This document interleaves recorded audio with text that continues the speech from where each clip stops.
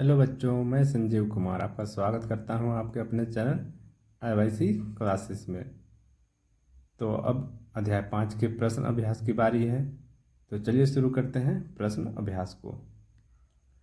पहला प्रश्न है, स्पष्ट कीजिए कि घुमंतू समुदायों को बार बार एक जगह से दूसरी जगह को क्यों जाना पड़ता है। इस निरंतर आवागमन से पर्यावरण को क्या लाभ है। तो इसका उत्तर कुछ इस प्रकार से है। सूखों से चरवाही समुदायों का जीवन अक्सर प्रभावित होता है। जब वर्षा नहीं होती है, चारागाह सूख जाते हैं, तो पशुओं के लिए भूखमरी की स्थिति उत्पन्न हो जाती है। यही कारण है कि घुमंतू समुदायों को, जो चरवाही से अपना जीवन यापन करते हैं, एक जगह से दूसरी जगह तक घूमते रहने की आवश्यकता पड़ती है। इस घुमंतू जीवन के कारण उन्हें जीवित रहने तथा संकट से बचने का अवसर प्राप्त होता है। उनके निरंतर आवागमन के पर्यावरणीय लाभ निम्न हैं, जिसे मैंने क और ख नंबर दे करके बताया है। जिसमें क है, उनके आवागमन के कारण प्राकृतिक वनस्पति को दोबारा वृद्धि करने का मौका प्राप्त होता है। फलस्वरूप वनस्पति संरक्षण के कारण पर्यावरण संतुलित रहता है।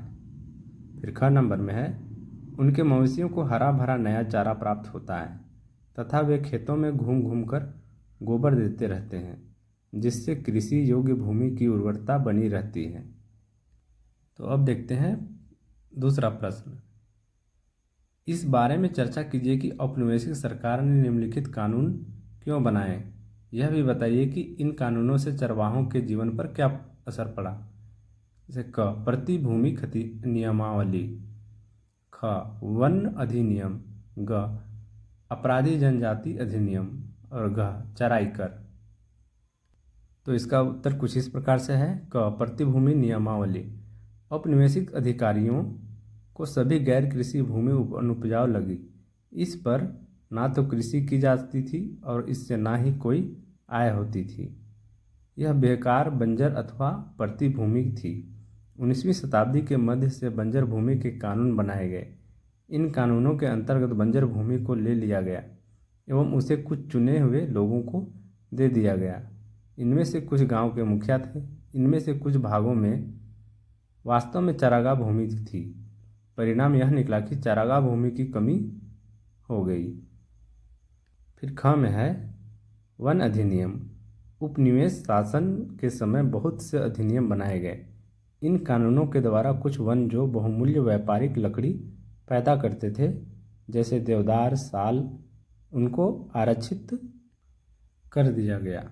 इन पर कोई चराई का काम नहीं किया गया।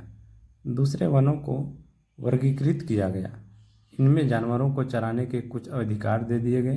उपनिवेशी अधिकारी विश्वास करते थे कि चराई से पौधों की जड़ें खत्म हो जाती हैं। फिर ग में है, अपराधी जनजाति अधिनियम। 1871 में उपनिवेशी सरकार ने अपराधी जनजाति कानून पास किया। इस कानून के द्वारा दस्तकारों, व्यापारियों, चरवाहों की कुछ जातियों को अपराधी जाति में वर्गीकृत किया। उनको जन्म और प्रकृति से ही अपराधी बताया गया। एक बार एक कानून लागू होने से ये जातियां विशेष वर्गीकृत बस्तियों में रहने लगीं। बिना आज्ञा के उन्हें दूसरे स्थानों पर जाने की मनाही थी।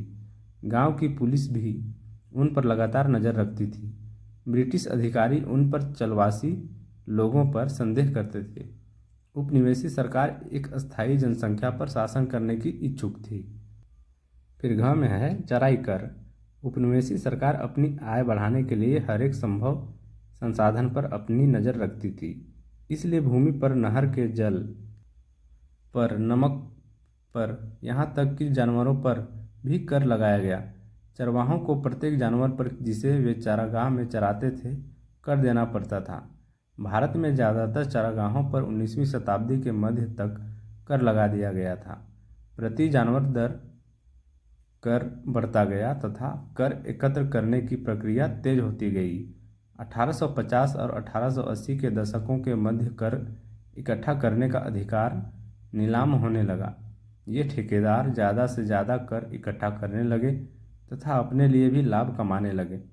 1880 के बाद सरकार चरवाहों से प्रत्यक्ष रूप से कर वसूल करने लगी।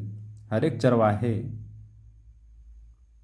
को एक पास दिया गया प्रत्येक चारागाह पट्टी में प्रवेश करते समय चरवाहे को पास दिखाकर उसका कर चुकाना पड़ता था। मवेशियों की संख्या एवं चुकाए जाने वाला कर पास पर अंकित होता था। तो बच्चों, आज की क्लास में बस इतना ही। इसके आगे के प्रश्न के उत्तर को जानने के लिए प्रतीक्षा कीजिए अगले क्लास का। तब तक पढ़ते रहिए।